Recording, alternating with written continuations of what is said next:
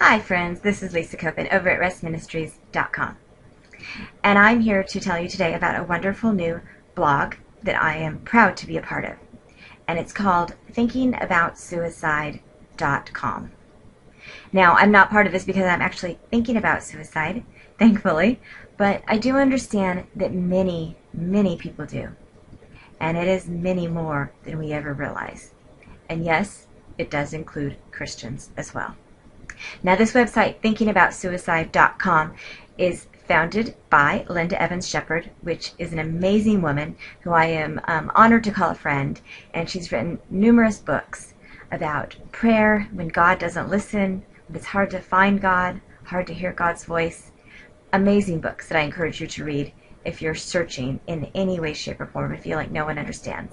Now, this website that she started, thinkingaboutssuicide.com, has a wonderful team of writers who, it seems, all have their own stories about reaching out to someone who is thinking about suicide, or sometimes even a story of a suicide in their own family's life. What a difficult thing to go through. And I know that even from the comments I have seen on my own website in the past and recently, as I have been sharing the posts from this new blog over at thinkingaboutssuicide.com, that many of you have admitted to me that these thoughts have crossed your mind as well. Please don't feel guilty. Please don't feel like you shouldn't be feeling that way. As you may know, depression is 15 to 20% higher, studies have shown, for people who live with chronic illness. And is it any surprise? I mean, not only are we in the physical pain, but we also become more isolated. We have friends who say things that are well-meaning but hurt us in ways that we may have not had our feelings hurt quite so easily if we were feeling well. We have family members who may actually not believe we really have a chronic illness, or it really can't be that bad after all, right? If we just stop thinking about it so often. And many of you have lost families. You've lost your loved ones. You've had your spouse leave you, your kids abandon you. You've lost your careers and your jobs. So I understand that it's a very real feeling, and that many of you have considered it, sometimes just to stop the pain, the physical pain.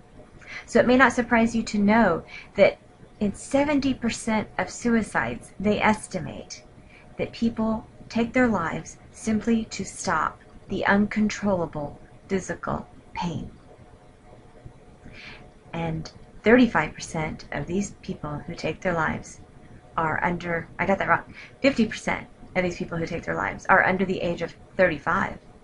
So these are not people going through a midlife crisis or people who feel they have had a good life. These are people of all ages, the young and the old, the healthy, and those who live with illness or disabilities. Friends, God does not want you to take your life. It is precious to Him. Even in the midst of your incredible physical pain, He is there beside you. And there's nothing I can say in 30 seconds, perhaps, that can help you understand the significance of God's love and what it can do to get you through those moments. Now, it can get you through years of physical pain. I've lived it, so I know. After 20 years of living with rheumatoid arthritis, there are times where I became exhausted with even the idea of living with not only this pain, but worse deformities and pain from that over the course of my lifetime. So I encourage you to reach out to someone else who has been there, or to someone who has written an article.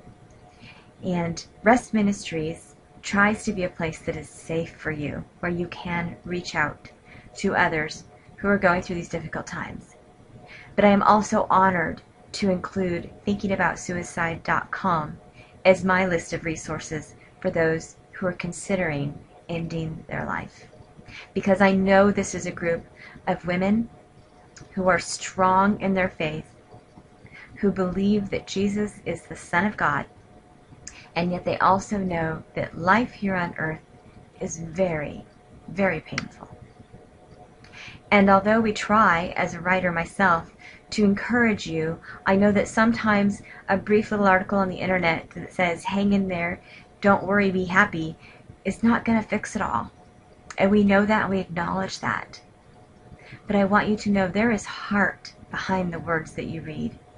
And there are women who are struggling to find a way to communicate with you that life is worth living and that God does have a plan for your life.